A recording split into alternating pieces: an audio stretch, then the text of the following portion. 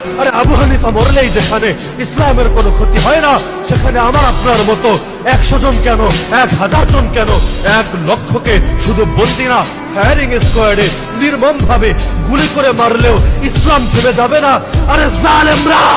লিখে রাখ,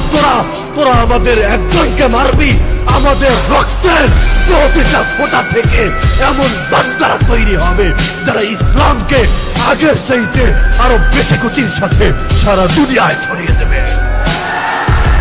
আরে আবু হানিফা মরলেই যেখানে ইসলামের কোনো ক্ষতি হয় না, সেখানে আমার আপনার মতো 100 জন কেন, 1000 জন কেন, 1 লক্ষকে শুধু বন্দি না, ফায়ারিং স্কোয়াডে নির্মম ভাবে গুলি করে মারলেও ইসলাম থেমে যাবে না। আরে জালেমরা,